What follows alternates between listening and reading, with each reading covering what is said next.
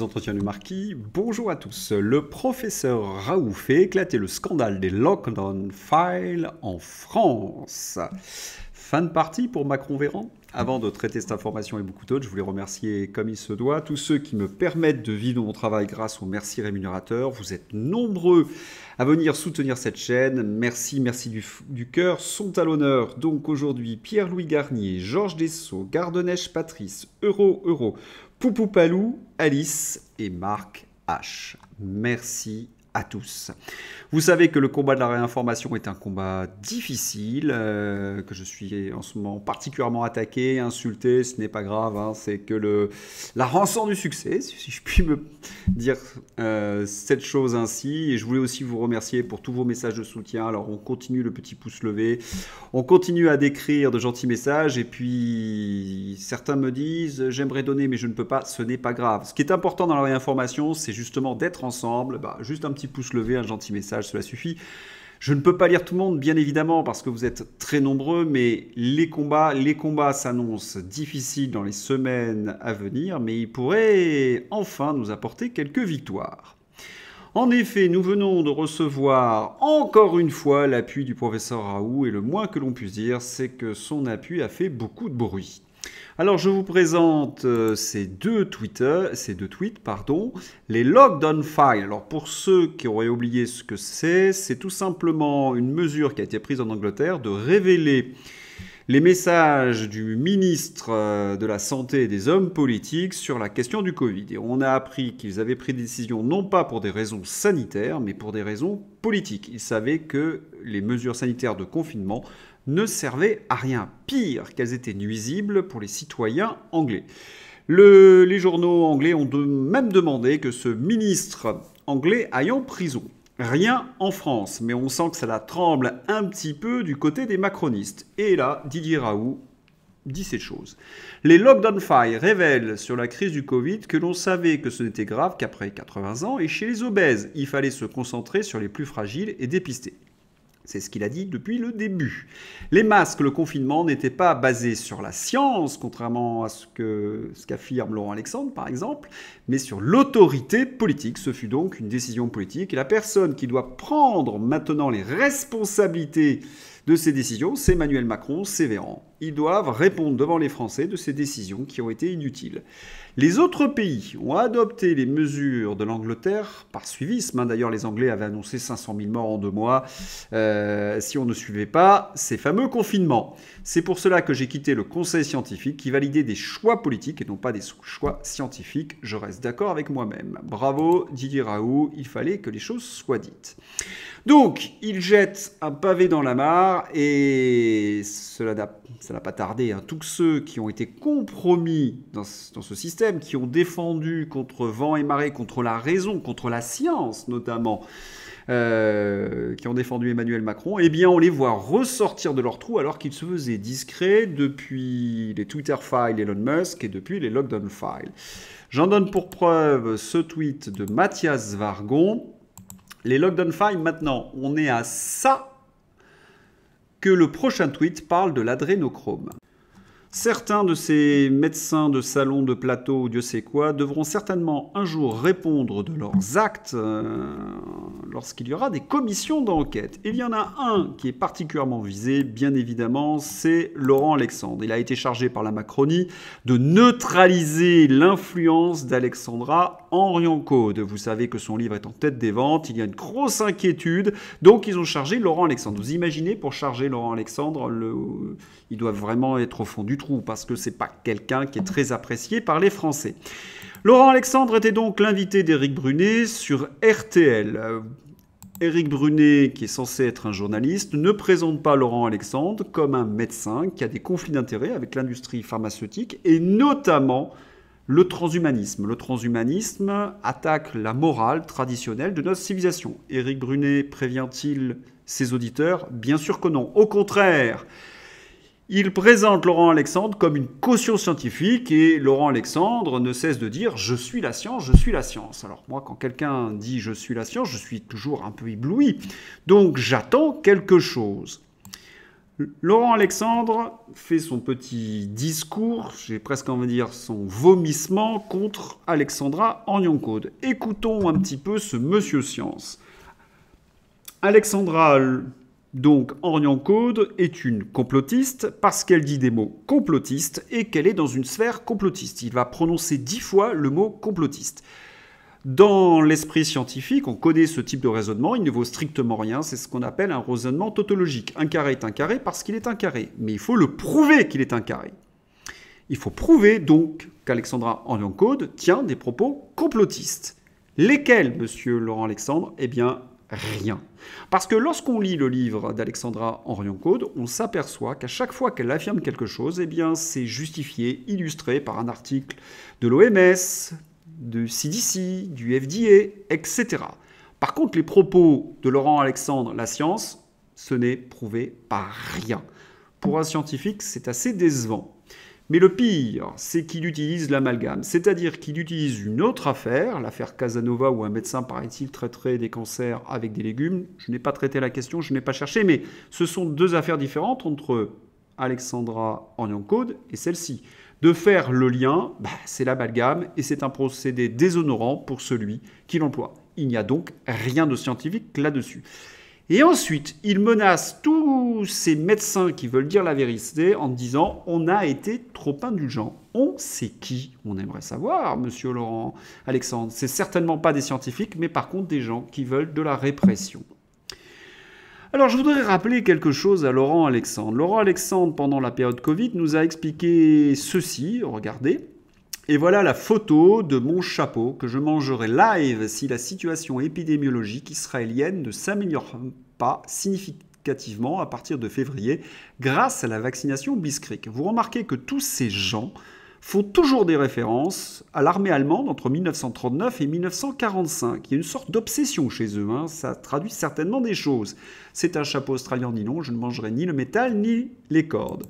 Il se trouve qu'il y a eu un rebond épidémiologique. C'est à partir de ce rebond que le docteur Fauci, qui avait été interrogé en direct à la télévision américaine, a reconnu que ce vaccin ne protégeait pas vraiment de la transmission ni de l'infection.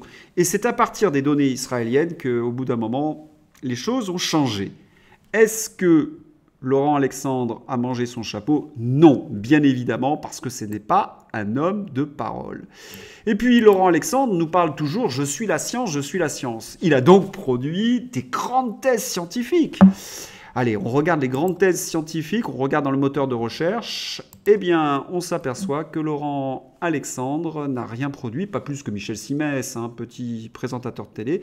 Par contre, Alexandra Orion-Caude, c'est en effet une scientifique reconnue. Sous le règne d'Emmanuel Macron, les grands professeurs n'ont pas le droit de fréquenter les plateaux de télévision pour transmettre la science, les vraies connaissances. Non, ils sont remplacés par Laurent Alexandre, qui a des conflits d'intérêts longs comme le bras avec l'industrie pharmaceutique, le transhumanisme, ou Michel Simès, qui est un médecin plutôt animateur télé. Voilà, c'est le règne des escrocs et des charlatans. Eh bien, si le professeur Raoult arrive à faire éclater les lockdown files, eh bien, ça sera sale temps pour Olivier Véran et Emmanuel Macron. Fin de partie, nous verrons bien. Puisque nous avons parlé de Laurent Alexandre, eh bien, on peut, de manière, comment dirais-je, une transition toute faite, les ordures à Paris. En effet, les éboueurs sont en grève et il y a des monceaux d'ordures, plus de 5000 tonnes, qui sont dans les rues de la capitale. Alors nous avons assisté à une opération coup de poing assez amusante, puisqu'ils ont jeté de nombreux sacs poubelles sur le siège de Renaissance, donc les macronistes, à Paris. Retour à l'envoyeur, bien évidemment. On se souvient que pendant la période du Covid, les éboueurs étaient en première ligne. Eh bien, ils ne sont pas véritablement récompensés de leur dévouement par Emmanuel Macron. Alors, c'est la grande crise. Sur BFM, sur LCI, on vous dramatise à l'extrême. Si les poubelles ne sont pas ramassées, eh bien, les enfants seront dévorés par les rats. Le typhus, la peste, gagne Paris. Vous reconnaissez cette technique, on dramatise, on manipule les peurs, évidemment, pour faire en sorte que le téléspectateur prenne cause pour les pauvres Parisiens qui ont voté massivement pour Emmanuel Macron. J'ai beau avoir été parisien à une certaine époque, je n'ai pas véritablement d'estime pour tous ces gens-là. Alors on assiste parfois sur les plateaux de télévision à des images presque caricaturales. Ce monsieur à grosses lunettes, monsieur Alain Afflelou comme on l'appelle, je ne sais pas exactement son nom et il ne m'intéresse pas, il a un visage qui exprime ce qu'il est, c'est-à-dire qu'il essaie de terroriser la députée écologiste qui explique que les éboueurs ont raison de faire grève parce qu'on leur prend 2 ans de leur vie. Et ce monsieur essaye absolument, avec la violence verbale, de lui faire dire que les rats sont dangereux pour les enfants. Voilà, ce sont des techniques que nous avons vues pendant la période Covid qui sont réutilisées pour les ordures ménagères. Il y a quelque chose d'assez hallucinant. Je ne sais pas, celui qui regarde cette scène, je vous mets dans le descriptif, dites-moi ce que vous en pensez. Moi, je la trouve presque étonnante et, à mon avis, contre-productive pour Emmanuel Macron, heureusement.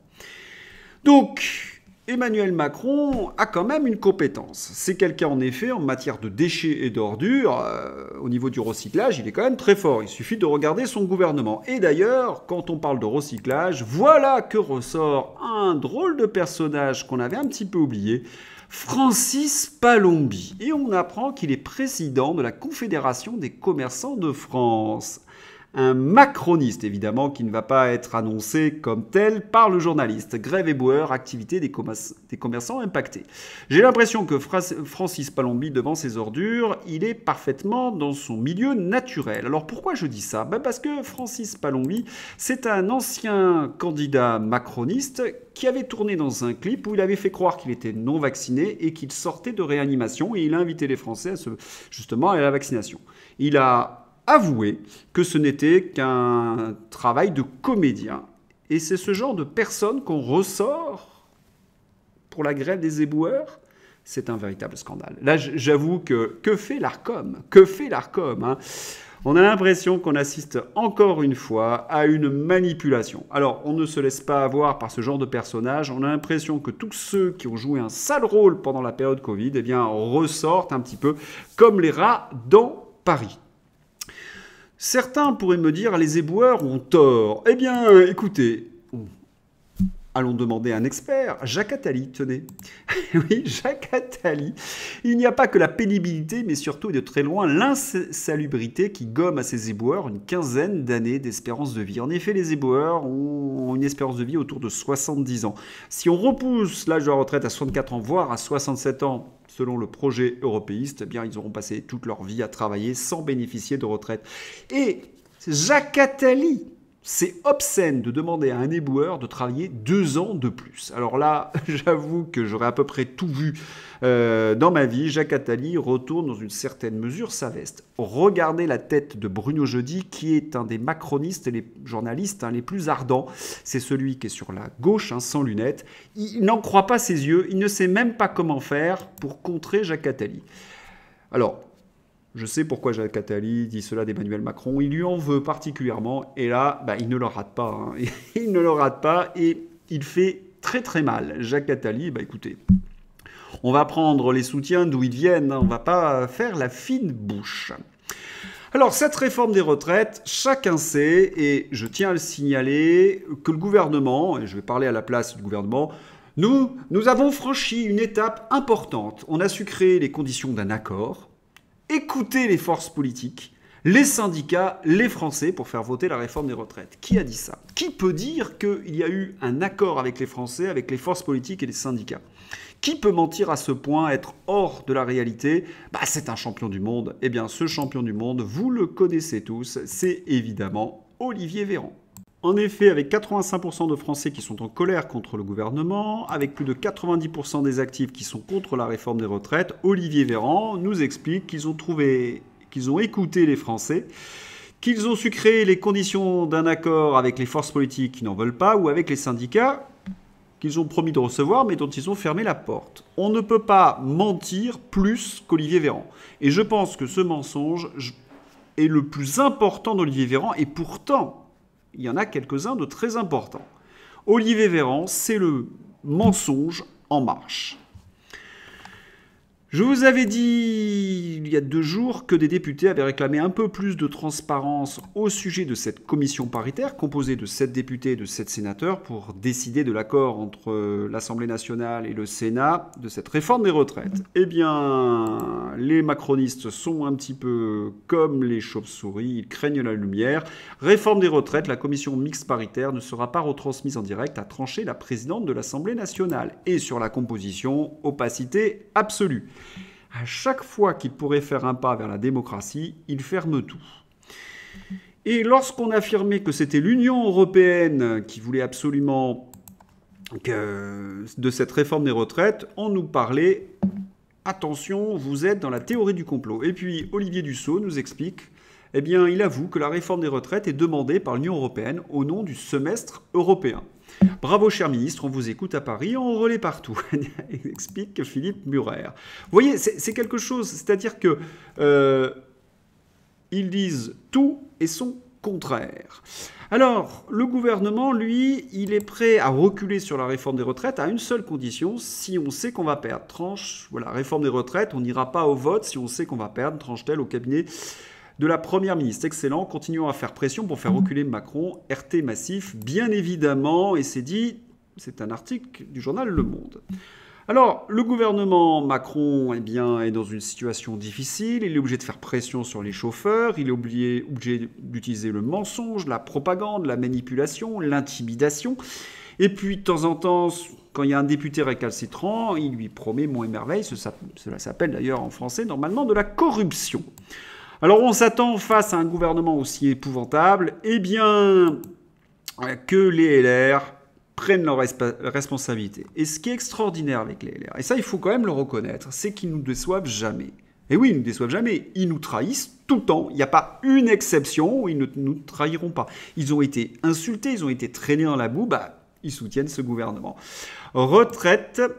Olivier Marleix recadre les députés LR tentés de co-signer une motion de censure. Le patron de la droite à l'Assemblée a tapé du poing sur la table ce mardi lors de la réunion de groupe de ses troupes. Alors, vous avez au sein des LR l'ancienne génération autour de Marleix et Ciotti, je dis bien Ciotti, vous savez pourquoi, qui veulent absolument soutenir Emmanuel Macron. Certains, d'ailleurs, ont affirmé qu'il y aurait une dissolution où ils auraient des responsabilités dans le prochain gouvernement, bien évidemment. Et puis la nouvelle génération qui veulent aller vers Reconquête, qui veulent aller vers le Rassemblement national, qui ont compris que si ce parti continuait à se saborder de cette façon-là, il n'aurait plus d'ailleurs de carrière politique. C'est fini leur avenir à ces jeunes pousses. Et il y a quelque chose qui m'a véritablement surpris parce que Olivier Marleix a dit cette chose. Dans l'esprit du général de Gaulle, non, ne cite pas le général de Gaulle, tu l'as trahi tout le temps. On renverse un gouvernement quand on a de quoi fabriquer une majorité alternative, déclare Olivier Marleix. Et il ajoute en effet qu'ils ne sont pas une force d'alternance. Évidemment, ils se sont mis dans une situation à ne pas être acceptés par les Français. Ils ne font pas des propositions qui sont adoptées par les Français. Donc ils ne sont plus une majorité alternative parce que c'est de leur faute. Ce n'est pas la faute des Français. En soutenant un gouvernement illégitime qui utilise de telles forces, je viens de les donner, ils se retrouvent complices. Voilà dans quel état nous sommes. Alors, est-ce que les députés frondeurs LR seront suffisamment nombreux avec les députés frondeurs d'Horizon, du Modem ? Eh bien, nous verrons. Jeudi, il y aura un vote. Est-ce qu'il y aura une motion de censure qui sera déposée, notamment d'Elliott ? Est-ce qu'elle sera votée ? Eh bien, nous verrons jeudi, bien évidemment. Mais ce qui est certain, c'est que les Français n'accepteront pas, et ça, on le voit dans les sondages, d'avoir été, en quelque sorte, une fois de plus, maltraités par ce gouvernement. Si vous avez aimé ce journal, n'hésitez pas à le soutenir, à le diffuser, et puis à bientôt pour un nouvel entretien. Bye bye.